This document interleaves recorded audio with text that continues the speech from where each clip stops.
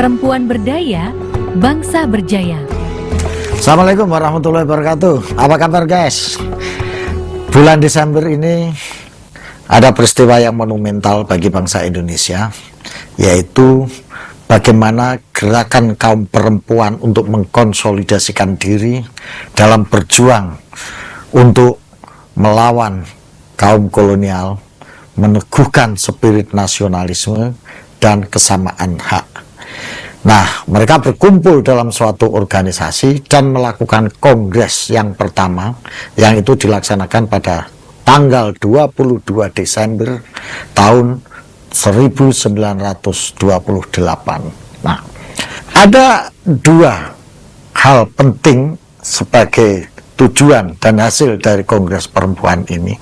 Yang pertama, kongres ini bertujuan kaum perempuan Hindia Belanda pada saat itu ya ingin memperkuat diri dalam berpartisipasi untuk ikut terlibat dalam perjuangan ya, sehingga organisasi-organisasi yang ada di Nusantara atau di Hindia Belanda mereka ingin bersatu, ingin mengkonsolidasikan diri supaya lebih kokoh, lebih kuat dalam membangun gerakan. Nah, dari hasil tema yang dibahas di dalam kongres itu, diantaranya yang pertama, mereka menginginkan adanya perluasan pendidikan, terutama pendidikan dasar bagi kaum perempuan. Yang kedua, mereka berbicara untuk memperbaiki sistem pernikahan. Ya, bagaimana supaya pernikahan itu menguntungkan bagi kaum perempuan, pernikahan itu juga memberikan perlindungan terhadap kaum perempuan. Ya, yang menarik tema yang ketiga ini adalah bicara soal janda dan anak-anak yatim supaya mendapat perhatian yang serius. Luar biasa pemikiran perempuan pada saat itu ya, yang akhirnya mereka berkongres untuk memperjuangkan tiga isu besar ini dan bertujuan untuk mengkonsolidir diri. Nah, dari situ kemudian para perempuan ini terus bergerak sehingga muncul kongres-kongres berikutnya, ada kongres kedua, kongres ketiga dan seterusnya. Yang menarik pada tahun 1938 pada saat kongres yang ketiga di Bandung. Nah, kaum perempuan ini sudah bicara soal kesetaraan dan kesamaan hak antara kaum laki-laki dan perempuan, termasuk dalam hal pengupahan. Ini menarik. Jadi guys, gerakan perempuan di Nusantara, gerakan perempuan di Indonesia itu sudah jauh mengakar pada gerakan kaum nasionalis. Bahkan kalau kita kaji secara historis, kesetaraan gender di Nusantara ini memiliki akar antropologis, sosiologis yang sangat kuat.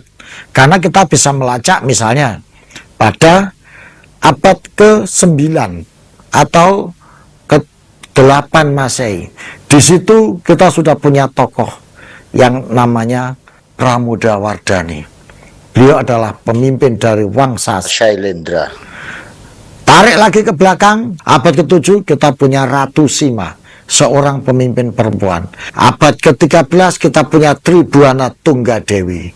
Terus sampai abad ke-14 kita punya Sultanah perempuan, seorang pemimpin Islam perempuan. Ini hanya ada di Nusantara pada era itu. Nah, inilah tokoh-tokoh perempuan yang menjadi pemimpin di bumi Nusantara ini, yang menjadi akar kesetaraan di Nusantara. Jadi guys, dari sini kita bisa melihat bagaimana kaum perempuan di Nusantara ini awal abad ke-20 sudah bergerak.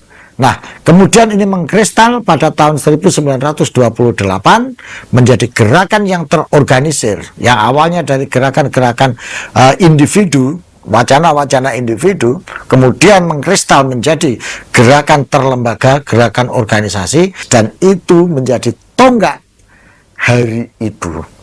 Jadi kalau bisa kita maknai Hari Ibu sebetulnya dalam konteks ini adalah hari untuk perempuan Nusantara, hari untuk perempuan Indonesia. Karena di situ yang berkumpul adalah para kaum perempuan, ya, yang kebetulan pada saat itu kaum perempuan dianggap sebagai ibu.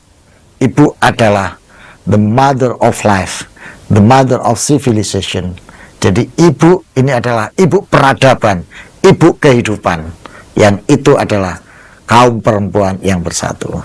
Jadi guys, spirit dari Hari Ibu sebetulnya adalah hari untuk perempuan Indonesia, untuk memperjuangkan kesetaraan, keadilan, kemanusiaan, dan yang terpenting lagi adalah kebebasan dari segala bentuk penindasan yang diwujudkan dalam spirit nasionalisme melawan kaum penjajah.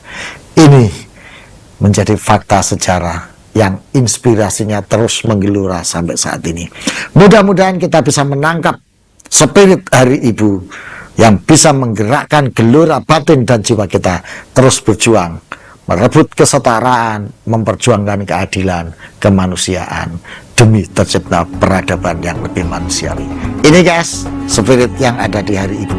Mudah-mudahan ini bisa menjadi inspirasi bagi kita semua untuk terus berjuang di era sekarang ini. Terima kasih. Assalamualaikum warahmatullahi wabarakatuh. Alsastro atau lengkapnya Dr. Ngatawi Alsastro SAG MSI adalah seorang sosiolog, budayawan, dan tokoh agama di Indonesia. Alsastro aktif beraktivitas sebagai akademisi dan berkesenian, serta selalu keliling Indonesia menyapa berbagai kalangan masyarakat sebagai upaya untuk terus merajut keberagaman bagi Indonesia Raya.